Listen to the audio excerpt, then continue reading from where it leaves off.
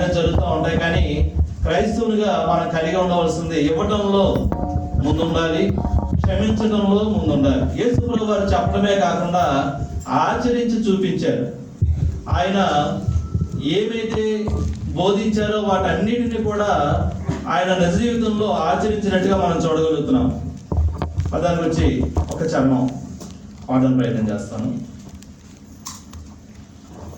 నిన్ను వలే నీ పొరుగు వానిని ప్రేమించమనుచు బోధించెను, క్షమించమని ఉపదేశించెను, శత్రువుని సహితం ప్రేమించమనుచు సూచించి యేసు ఆచరించెను. వింతైన ప్రేమ, చిత్రమైన ప్రేమ, కల్వారిలో యేసు ప్రేమ. వింతైన ప్రేమ, చిత్రమైన ప్రేమ, కల్వారిలో యేసు ప్రేమ. హింసించబడుచు ప్రేమించెను, దూషించబడుచు దయతలచెను, బాధింపబడుచు బాధించు వారికై ప్రార్థించెను. వింతైన ప్రేమ, చిత్రమైన ప్రేమ, కల్వారిలో యేసు ప్రేమ. ఎంతో వింతైనటువంటి ప్రేమ దేవునిది. ఆయన ప్రవచనానుసారముగా యెషయా గారి ద్వారా మరి పలకబడినటువంటి మాట, ఎవరైతే తిరుగుబాటు చేశారో, ఎవరైతే హింసిస్తున్నారో, ఎవరైతే బాధిస్తున్నారో, తన ప్రాణము తీయజూచుతున్నారో అటువంటి వారిని క్షమించమని తండ్రిని విజ్ఞాపన చేశారు. అయితే బైబిల్లో మనం 4 సువార్తలు చదివేటప్పుడు అనేక సందర్భాలలో యేసు ప్రభు వారు సూటిగా నీ పాపములు క్షమింపబడి ఉన్నవి అని చెప్పినటువంటి సంఘటనలు మనకు చాలా తెలుసు. ఆయన క్షమించారు. మరి చూసినట్లయితే ఒక స్త్రీ, పాపాత్మురాలైన స్త్రీ అని రాయబడి ఉంది. ఆమె వచ్చి మరి యేసు ప్రభు వారి యొక్క పాదాల దగ్గర కూర్చొని కన్నీరు కార్చి కన్నీరుతో ప్రభు యొక్క పాదాలను తుడిచి, తన తల వెంట్రుకలతో పాదాలను తుడిచి అత్తరు పోసి, ఆ సమయంలో ప్రభువారు అంటారు, ఆమె విస్తారముగా ప్రేమించింది కాబట్టి ఆమె యొక్క విస్తార పాపములు క్షమింపబడి ఉన్నవి. అంతేకాకుండా ఆమెతో అంటారు, నీ పాపములు క్షమింపబడి ఉన్నవి.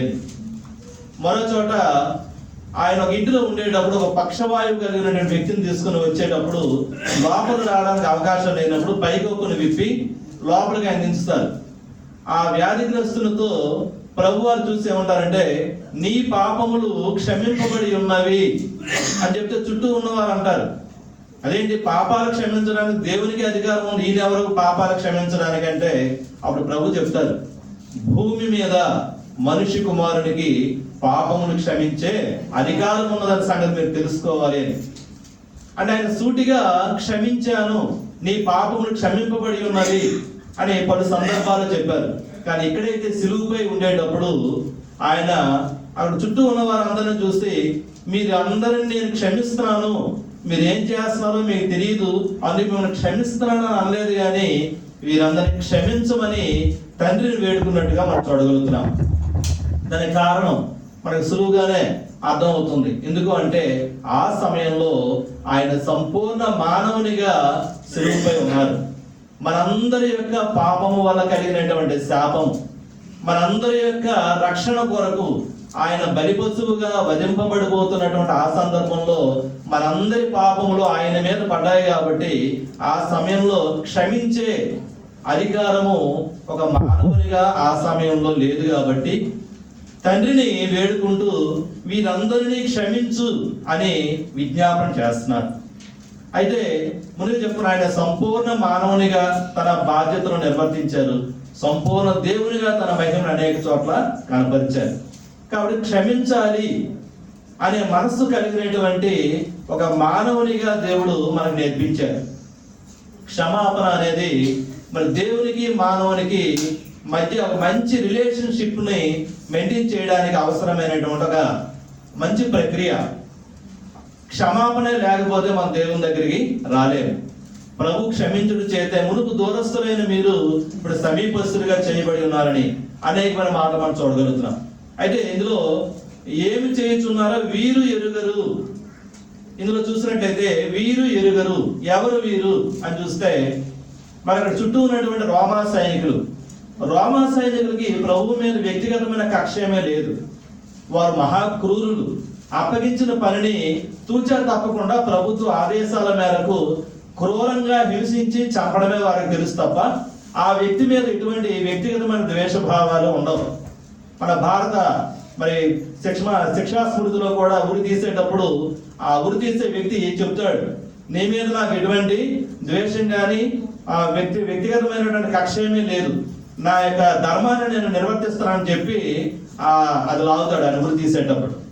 రోమా సైనికులు కూడా ప్రభు పట్ల వ్యక్తిగతమైనటువంటి ద్వేషం లేదు, కానీ వారి విధిని నిర్వర్తిస్తున్నారు కాబట్టి వారు ఏం చేస్తున్నారో వారికి తెలియదు. దేవుణ్ణే మేము చంపుతున్నామన్న సంగతి ఆ సైనికులకు తెలియదు కాబట్టి వారిని క్షమించమని కోరారు.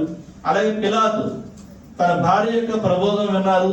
ఆయన ఇంట్రాగేషన్ చేసేటప్పుడు యేసు ప్రభు వారు ఎటువంటి దోషం కనిపించలేదు కాబట్టి ఈయన నీతిమంతుడు, నిర్దోషి అని చెప్పి మాక్సిమం విడిపించడానికి ప్రయత్నం చేశారు, కానీ ప్రజలు ఒప్పుకోలేదు. కాబట్టి పిలాతు గారిని కూడా క్షమించమని ప్రభు మాటలో ఉంది.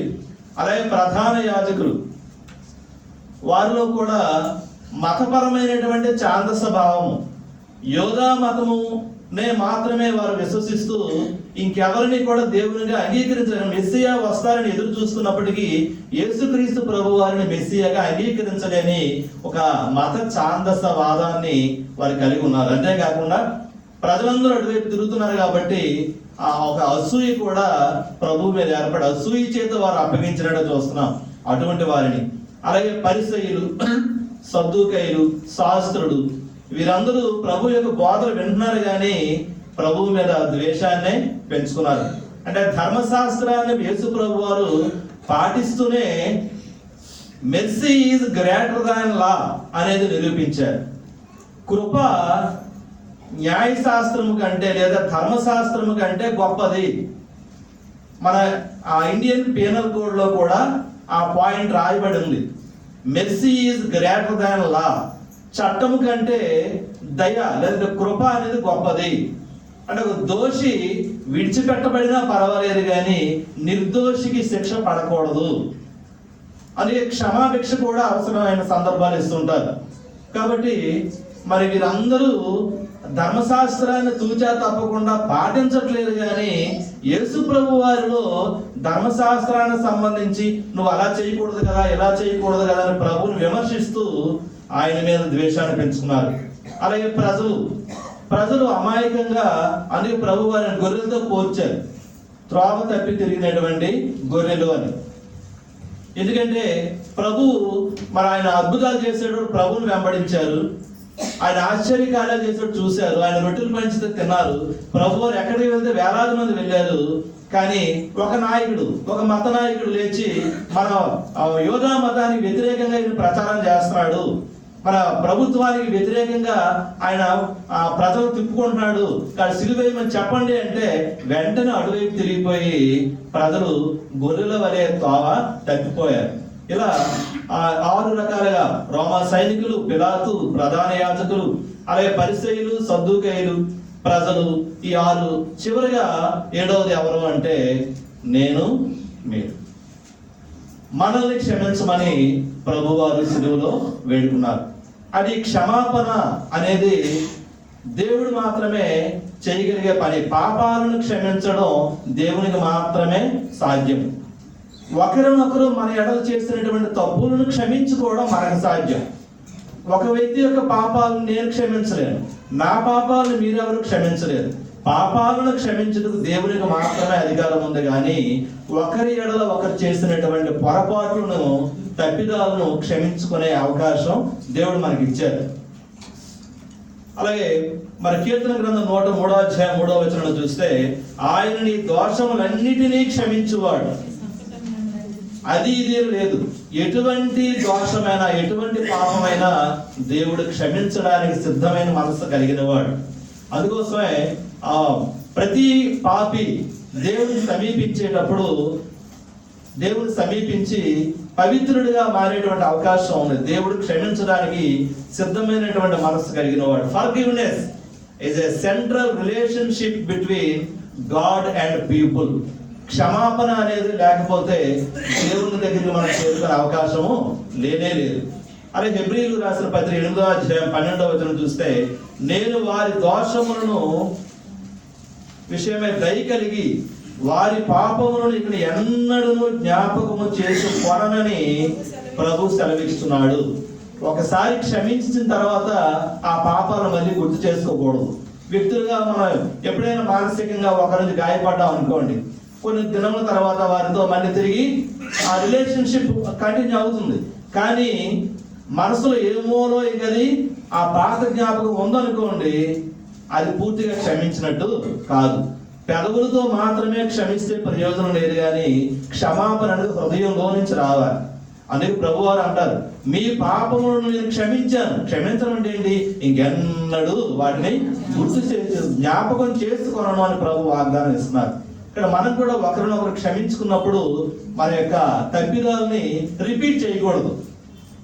చక్కగా కలిసిపోయిన తర్వాత ఫలానా సంవత్సరం ఫలానా రోజు నువ్వు ఒక మాట అన్నావు, నువ్వు అది చేసావు, అది నా జీవితంలో నేను మర్చిపోలేదు, నా హృదయంలో బలంగా నాటుకుపోయింది, ఇలాంటి డైలాగులు వాడుతుంటారు కదా. అది మంచిది కాదు. మన హృదయంలో నుంచి వాటిని తీసివేసినప్పుడు మాత్రమే హృదయపూర్వకంగా మనం క్షమించినట్టు. కాబట్టి దేవుడు మాత్రమే క్షమించగలిగేది పాపము. అయినప్పటికీ క్షమించబడనేది కూడా ఒకటి ఉందండి. అది మరి మత్తయి వార్త చూస్తే 12వ అధ్యాయం 31-32 వచనాల్లో, మనుషుడు చేయి ప్రతి పాపమును దోషణీయు వారికి క్షమింపబడును గాని ఆత్మ విషయమైన దోషణకు పాప క్షమాపణ లేదు. బైబిల్ గ్రంథం మొత్తంలో పాప క్షమాపణ లేదు అనేది ఒకే ఒక విషయం ఏంటంటే, పరిశుద్ధాత్మ విషయంలో ఎవరైనా దోషణ చేస్తే వారికి ఆ విషయంలో మాత్రం పాప క్షమాపణ లేదు. మనం చేసే ప్రతి పాపానికి పాప క్షమాపణ ఉంది. అయితే ప్రభువు మాట చెప్పారు, ఏమి చేయుచున్నారు వీరు ఎరుగరు కనుక. అక్కడ కండిషన్ ఉంది. మరన్నీ తెలిసే తప్పు చేస్తే మరి క్షమిస్తారా అంటే దేవుని చిత్తం. మనం క్షమించరు నేను చెప్పే అధికారం నాకు లేదు, కానీ అది దేవుని చిత్తం. మరి ఇప్పుడు అయ్యగారు చెప్పారు, ఇద్దరు సాక్షులు అని. ప్రభు పలికినటువంటి మాటను సమర్థిస్తూ పౌలు గారు చెప్తారు, తిమోతి రాసిన మొదటి పత్రిక 1వ అధ్యాయం 13వ వచనంలో, తెలియక అవిశ్వాసం వలన చేసేదని కనుక కనికరింపబడుతుందని తన గురించి తాను చెప్పుకుంటున్నారు. నేను చాలా దోషకుడును, హింసకుడును, చాలా హింసించాను సంఘాన్ని. ఎందుకు అంటే నాకు యోధా మతం అంటే ఇష్టం. నా మతాన్ని పాడు చేసే వ్యక్తి యేసు ప్రభు ఏమో అనుకొని అవిశ్వాసం వలన నేను అనేక మందిని చంపాను. తెలియక అవిశ్వాసం వల్ల చేశాను కాబట్టి నేను క్షమించబడ్డాను, కనికరించబడ్డానని చెప్తున్నారు. అలాగే కొరింథీయులకు మొదటి పత్రిక, కొరింథీయులకు రాసిన మొదటి పత్రిక 2వ అధ్యాయం 8వ వచనంలో అక్కడ నుండి అధికారులతో పౌలు గారు మాట్లాడుతూ చెప్తున్నారు, అది లోకాధికారులలో ఎవరికి తెలియదు, తెలిసి ఉండిన ఎడల సిలువ వేయకపోయి ఉందురు. ప్రభు చెప్తున్నారు, వీరేం చేస్తున్నారు వీరు ఎరుగురు అంటే, నన్ను సిలువ ఎందుకు వేస్తున్నారు, నేను ఎవరినో నిజంగా వీరికి తెలియదు, అందుకే నన్ను హింసిస్తున్నారు అని చెప్పిన ఆ మాటనే పౌలు గారు ధృవీకరిస్తూ, మహిమా స్వరూపేడు దేవుడు అని వారికి తెలియదు, దేవుని యొక్క జ్ఞానము వారికి లేనందు చేత దేవుణ్ణి నిజంగా సిలువ వేశారు. వారు ఏం చేశారు వారికి తెలియదని. పేతురు గారు, యేసు ప్రభు గారి శిష్యుడు, ప్రధాన శిష్యుడు, ఆయన కూడా సాక్షులు ఇస్తున్నారు. అపోస్తుల కార్యములు 3వ అధ్యాయం 17-18 వచనంలో చూస్తే, మరియు మీరును మీ అధికారులను తెలియక చేసిరని నాకు తెలియను, ఇది ప్రవచనాల నెరవేర్పు కొరకే జరిగిందని తీసుకురమ్మది. అపోస్తుల కార్యములు 3వ అధ్యాయం 17-18. మీరును మీ అధికారులను తెలియక చేసిరని నాకు తెలియదు. యేసు ప్రభు వారు చెప్పినటువంటి మాట, వీరు ఏం చేస్తున్నారో వీరికి తెలియదు కనుక క్షమించి తండ్రి అని చెప్తున్నటువంటి మాటని ఈ ఇద్దరు సమర్థిస్తూ, మీరేం చేశారో మీకు తెలియక మీరు మీ అధికారులు చేశారు అనే మాటని వారు కూడా రిపీట్ చేస్తున్నారు. అయితే క్షమించడం అనేది క్రైస్తవుని యొక్క అది ముఖ్యమైనటువంటి లక్షణం. దేవుడు మాత్రమే క్షమిస్తాడు, మనం క్షమించమంటే కాదు. పరలోక ప్రార్థనలో ఉంది, మా అపరాధములను మా పట్ల అపరాధం చేసిన వారిని మేము క్షమించిన ప్రకారం మీరును మా అపరాధం క్షమించండి అని ఒక కండిషన్. మన పాపాలు క్షమించబడాలి అంటే ముందు మన పట్ల ఎవరైనా విరోధ భావం కలిగి ఉన్నట్లయితే వారితో సమాధాన పడాలి. వారిని క్షమిస్తేనే దేవుడు మనకు క్షమిస్తారు. అందుకే మత్తయి సువార్తలో కూడా ఉంటది, క్షమించుడి క్షమించబడుదురు, క్షమించుడి క్షమించబడు. మొదటి మాటలో ఉన్న మెయిన్ కాన్సెప్ట్ ఏంటంటే మీకు క్షమాపణ కావాలా, ముందు మీరు క్షమించండి. మీ పట్ల కఠినంగా ఉన్నవారిని, మీ పట్ల విరోధంగా ఉన్నవారిని మీరు క్షమిస్తేనే నెక్స్ట్ స్టెప్ నా దగ్గరికి రండి, నేను మిమ్మల్ని క్షమిస్తాను అని ప్రభువు చెప్తున్నారు. కాబట్టి క్షమాపణ అనేది మనుషుల మధ్య రిలేషన్ డెవలప్ చేస్తుంది. క్షమాపణ అనేది మనిషికి దేవునికి మధ్య ఉండే రిలేషన్ డెవలప్ చేస్తుంది. ఓ తండ్రి, కోపిష్టైనటువంటి తండ్రి తన కుమార్తె చిన్న పాప ఆ కారు మీద ఏవో రాయితో గీతలు గీస్తుంటే అది చూసి చాలా కోపం, కొత్త కారు అని చెప్పి నువ్వేంటి చేసావని చెప్పి సారీ డాడీ అని చెప్పినా సరే వినిపించుకోకుండా మరి చాలా గట్టిగా ఆ చెయ్యి చాపని చెప్పి గట్టిగా కొట్టాడంట. వాస్తవం జరిగింది. ఆ కొట్టేటప్పుడు చెయ్యంతా బాగా వాచిపోయింది. హాస్పిటల్ తీసుకుంటే డాక్టర్ చూసి ఎక్స్రే తీసి ఆ వేన్ లోపల ఎముకలన్నీ బాగా విరిగిపోయి నెరస్ కూడా దెబ్బతున్నాయి, ఆమె వేన్ తీసి తప్పదని చెప్పి వేలు కూడా తీసేయడం జరిగిందంట. ఆ తర్వాత తండ్రి కూర్చొని చాలా ఏడ్చాడు. హాస్పిటల్ ఇంటికి వచ్చిన తర్వాత అలా పశ్చాత్తాపడుతున్నాడు. కారు తుడుస్తూ అలా వెళ్ళేటప్పుడు ఆ గీతలు కనిపించాయి. ఈ గీతల వల్లే కదా నా కూతురు నేను కొట్టిస్తాను, వేలు లేకుండా చేసుకున్నానని. ఆ గీతలు చూసేటప్పటికి అమ్మాయి ఆ గీతలు కాదేవి, ఐ లవ్ యూ డాడీ అని రాసింది కారు మీద. అది చూసి తండ్రి హృదయం చాలా తలడిల్లిపోయింది.